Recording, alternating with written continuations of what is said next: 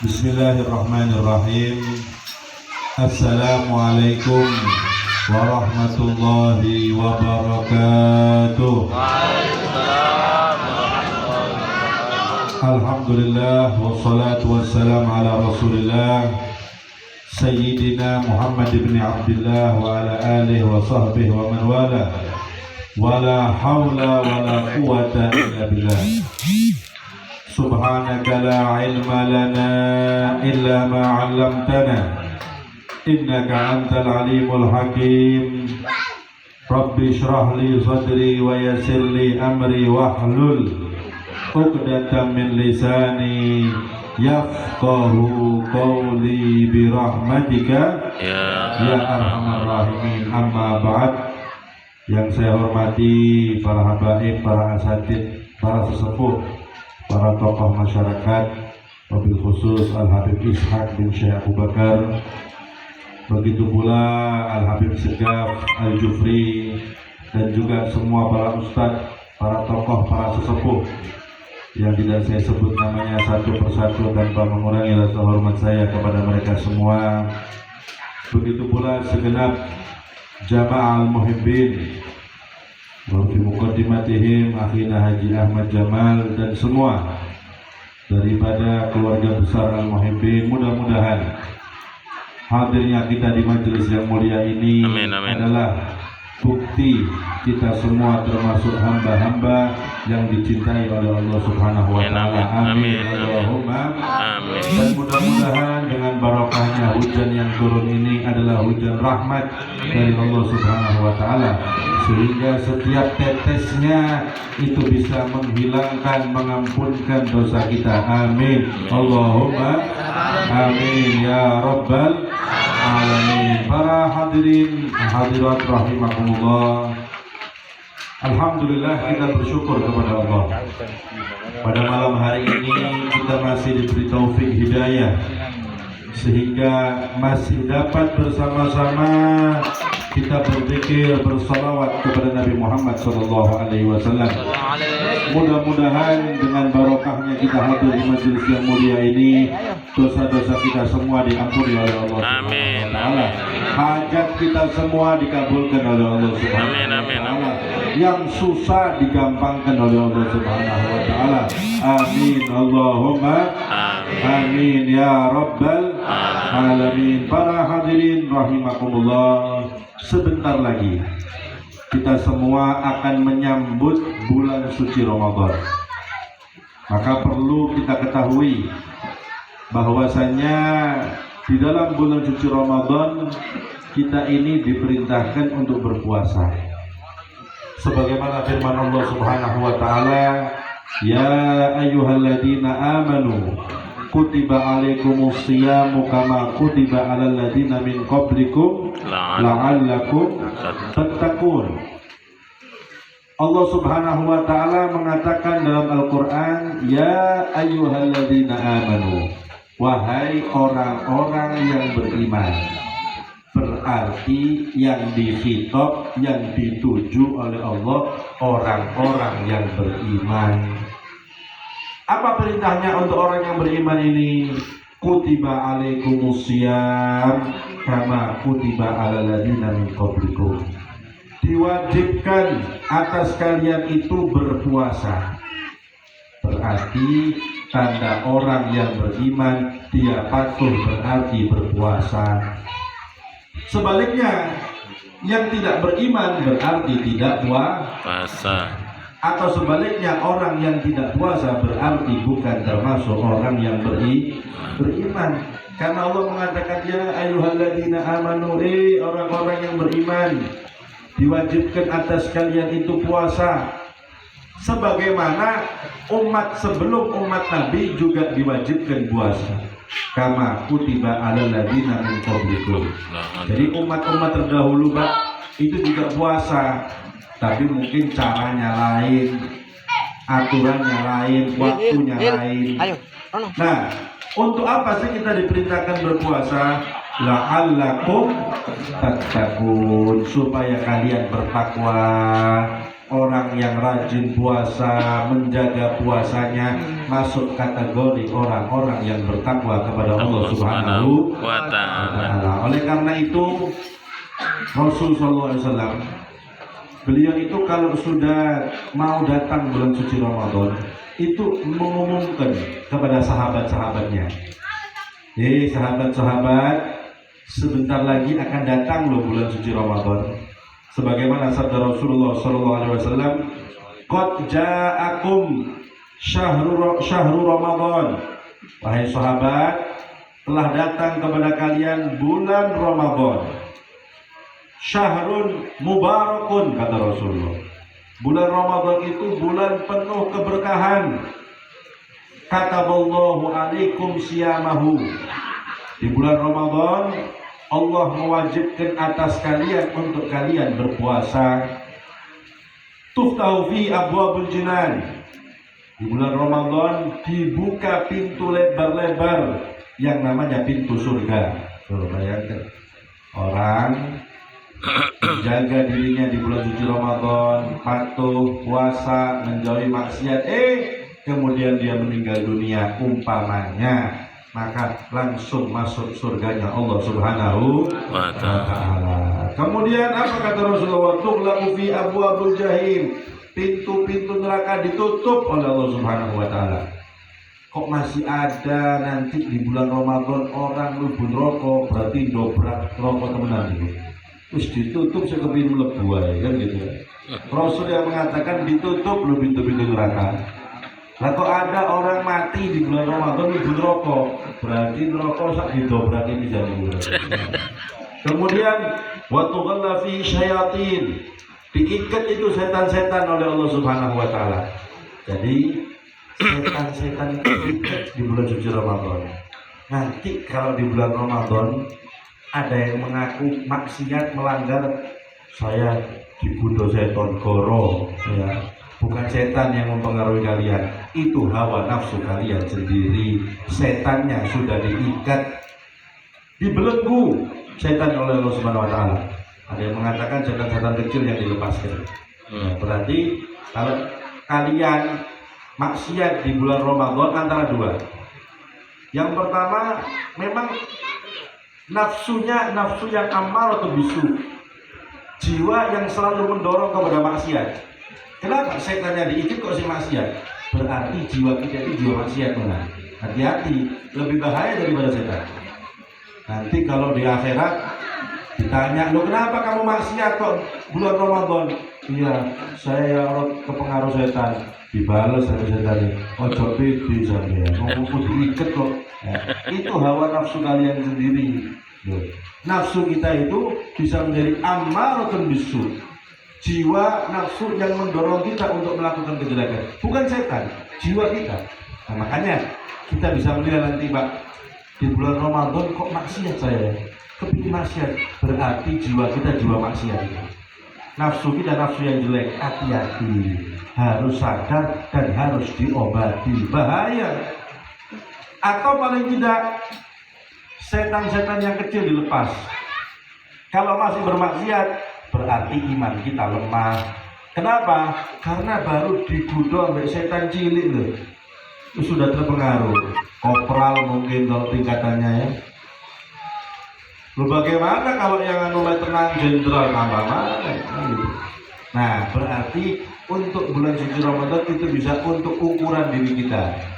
Jiwa kita ini jiwa yang mana? Amaratun bisu atau tidak? Atau iman kita iman yang mana? Kalau masih maksiat berarti iman kita masih lemah. Baru dipengaruhi setan yang kecil sudah terpengaruh kita. Mudah-mudahan diselamatkan dari maksiat, dijauhkan. Amin Allahumma amin ya rabbal alamin. Fihi lailatun khairun min alfi syahr, kata Rasulullah. Di dalam bulan suci Ramadan itu ada bulan, ada malam yang lebih mulia daripada 1000 bulan. Bayangkan. Di sini ulama mengambil hikmah. Hadis yang tadi kita kaji itu adalah dalil asal untuk kita tahniah, mengucapkan selamat atas datangnya bulan suci Ramadan. selamat bulan suci Ramadan, syahrul mubarak. Nah itu memang ada dasarnya kita gitu. Nanti ketika datang bulan suci Ramadan mengingatkan sahabat-sahabat tuh, berarti kita juga perlu mengingatkan saudara-saudara kita. Untuk apa? Mempersiapkan diri kita. Sebagaimana Nabi memperingatkan sahabatnya, memperingatkan dengan datangnya bulan suci Ramadan, yang tujuannya untuk sahabat supaya siap menambah ibadahnya, siap menambah amal solehnya, siap menambah membaca Al-Qur'annya. Makanya diingatkan oleh Allah Subhanahu wa ta'ala. Sebaliknya para hadirin, orang yang beringin-ingin, berangan-angan, orang yang berangan-angan hilangnya bulan Ramadan, aduh Ramadan maneh Faizo rokokan ini. Hati-hati. Menurut sebagian ulama, orang yang berangan-angan hilangnya bulan suci Ramadan, menurut sebagian ulama itu termasuk dosa besar. Bayangkan, berangan-angan untuk hilangnya atau keluarnya bulan Ramadan, dan cepat itu Ramadan ini nongkrong mana di warung-warung rokokan ngopi. Oh hati-hati, bisa masuk kategori orang yang melakukan dosa besar menurut sebagian ulama.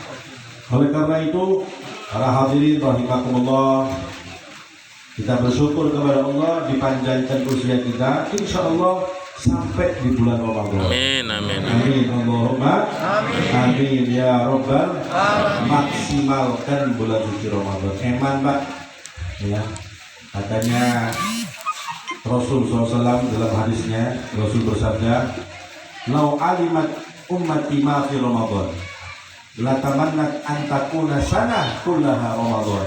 Atau kama qala Rasul sallallahu alaihi wasallam. Nabi itu mengatakan, seandainya umatku tahu kemuliaan bulan Ramadan, maka mereka akan berangan-angan 1 tahun semuanya bulan Ramadan. Seandainya umatnya tahu, kata Rasulullah. Seandainya umatku tahu. Nah, berhubung umatnya nggak tahu, ya bulan Ramadan sama nggak Ramadan podo ae.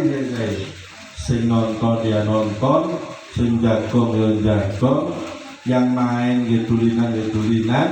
Karena apa? Nggak tahu kemuliaan bulan suci Ramadan. Ramadan dengan selain Ramadan sama saja. Kalau orang dulu Pak, mempersiapkan bulan suci Ramadan itu mau betul-betul persiapan.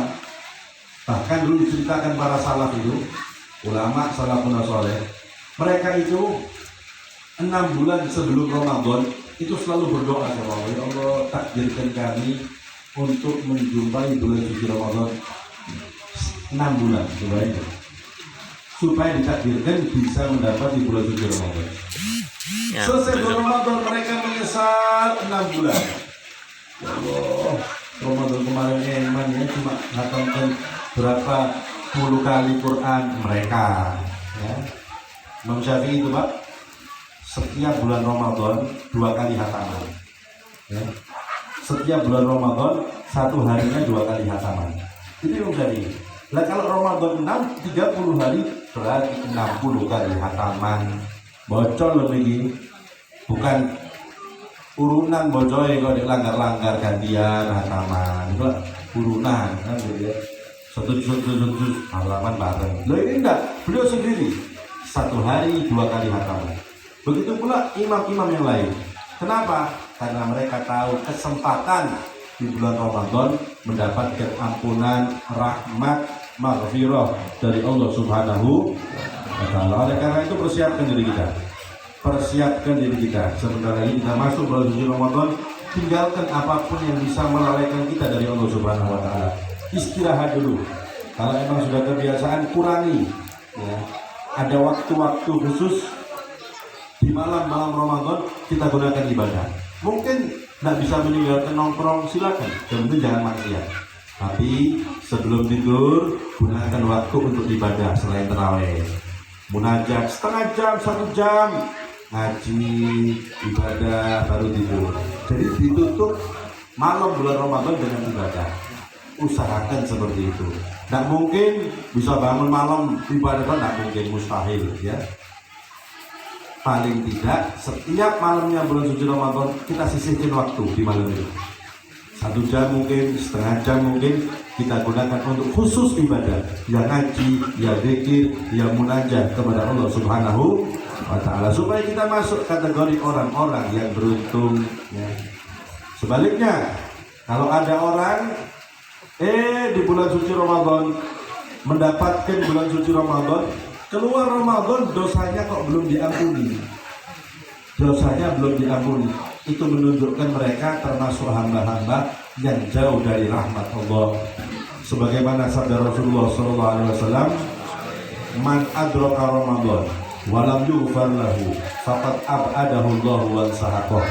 Kata Rasulullah, barang siapa yang mendapati bulan Ramadan, dipanjangkan usianya sampai dapat bulan suci Ramadan, tapi walam yughfar lahu, kata Rasulullah, dosanya nggak diampuni ya.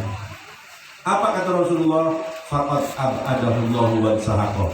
Berarti orang itu adalah orang yang dijauhkan dari rahmat Allah plus dapat murkanya Allah Subhanahu wa Ta'ala.